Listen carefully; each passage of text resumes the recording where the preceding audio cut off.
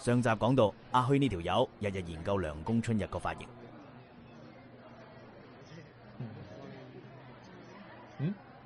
喂，你兩個係咪學緊通關版核酸碼系統對焦啊？睇到眼都謝。我以前係咪曾經唔知喺邊一度見過你啊？冇見過。所謂契機，通常都係一啲微不足道嘅事，而呢件事的確成為咗我哋開始傾偈嘅契機。但係我最驚訝嘅都係春日佢正常咁答我，而唔係你好煩啊，蠢材，同我收聲啊，呢啲有咩所謂？我仲以為佢實會咁樣同我講嘅添。所以第二日見到春日佢一口氣剪短晒佢成把長頭髮嗰陣，我真係覺得有啲 hurt 嘅。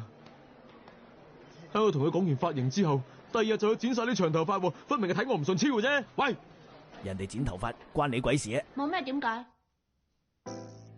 嗰次之後，喺上早會之前嗰少少時間，同春日傾偈已經成為我每日例牌做嘅事。拍拖個男仔係咪真㗎？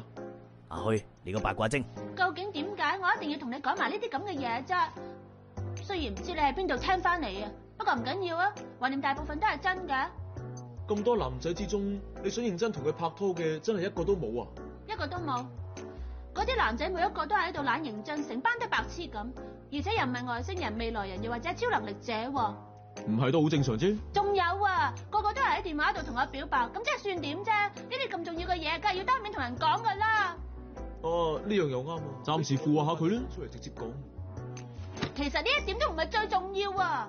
咁即係點啊？最重要嘅係，唔通呢個世界上好嘅男仔絕晒種，淨係得翻呢啲咁無聊嘅男仔？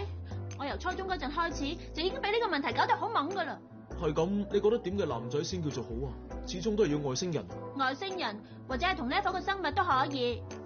總之只要唔係普通人類嘅話，係男係女都好，我都冇所謂。點解你係都要咁執着，一定要人類以外嘅生物嘅啫？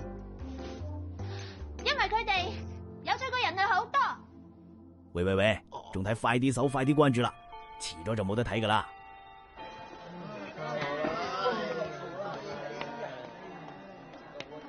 喂，阿虛，你究竟用咗啲咩符 fit 啊？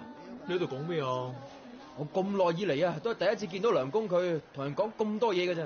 你同佢傾過啲咩嚟啫？我講過啲乜嘢咧？我好似只係隨便問下佢一啲問題咁啫。簡直係驚天動地啊！阿虛不嬲都係中意埋啲古靈精怪嘅女仔噶啦。唔好講埋啲令人誤會嘅說話啦。我都好想知道啊，無論我點同梁公同學去傾偈都好，佢始終都係唔肯睬我嘅。究竟點樣先至可以同佢傾到偈咧？係咪有啲咩秘訣啊？我唔知道。不過我總算放心啦。梁公同學一直俾班裏邊其他同學孤立，始終唔係咁好。